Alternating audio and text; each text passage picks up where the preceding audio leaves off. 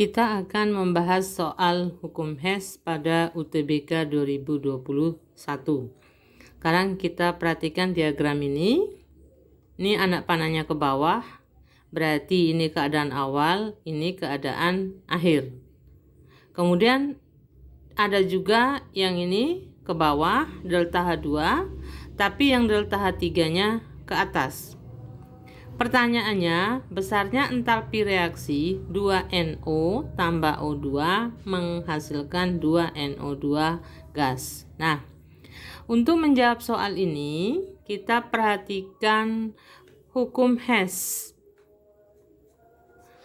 Bunyi hukum Hess adalah besarnya entalpi reaksi hanya bergantung kepada keadaan awal dan keadaan akhir reaksi.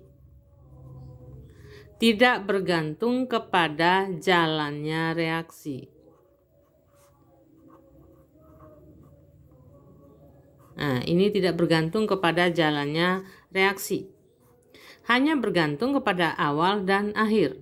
Nah, ini kita bisa umpamakan. Misalnya kita mau berangkat dari kota A ke kota B. Tapi juga bisa punya jalur lain, bisa melewati kota C baru ke B. Nah, ada dua jalur ini awal, ini akhir. Ini start, ini finishnya.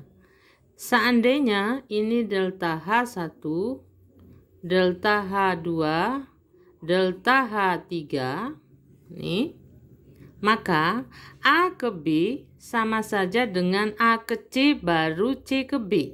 Sehingga delta H1 sama dengan delta H2 tambah delta H3.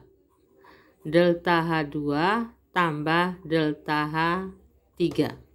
Nah, tidak masalah dia melewati beberapa kota, yang penting awal dan akhir, sehingga A, B, delta H1 sama dengan delta H2 tambah delta H3. Kalau dalam bentuk diagram tingkat energi, nah misalnya ini awal akhir. Ada dua tahap reaksi sini ke bawah, tapi di sini juga dia ke bawah. Delta H1, delta H2, delta H3.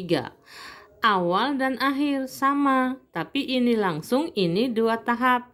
Sama saja, berarti delta H1 sama dengan delta H2 tambah delta H3. Berarti delta H1 sama dengan delta H2 tambah delta H3. Nah, bagaimana kalau dia beda lagi tahapnya? Ini ke bawah semua, tapi yang ini dia ke atas. Delta H1, delta H2, delta H3.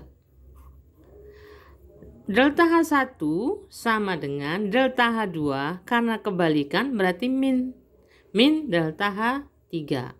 Berarti delta H1 sama dengan delta H2 dikurangi delta H3. Sekarang bagaimana dengan soal ini? Ini sama dengan ini. Dia ke bawah, ini ke bawah, ini kebalikannya. Pembentukan NO2-nya ke atas. Berarti sekarang kita jawab. Berarti delta H1 sama dengan delta H2, ini kebalikan, berarti min delta H3. Berarti delta H1 sama dengan delta H2 min atau dikurangi delta H3. Sekarang kita cari delta H3-nya dulu. Ini bawa ke kiri, jadi plus. Sama dengan ini tetap H2, delta H1 di kiri dibawa ke kanan jadi min. Sama dengan delta H2-nya berapa? Min 33,8. dikurangi, ini kurangi, berapa delta H1-nya? Min 90,4 kurung min 90,4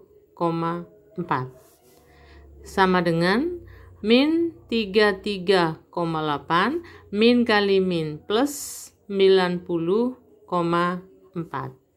sama dengan plus 56,6 kilojoule per mol, karena yang diketahui semuanya adalah kilojoule per mol.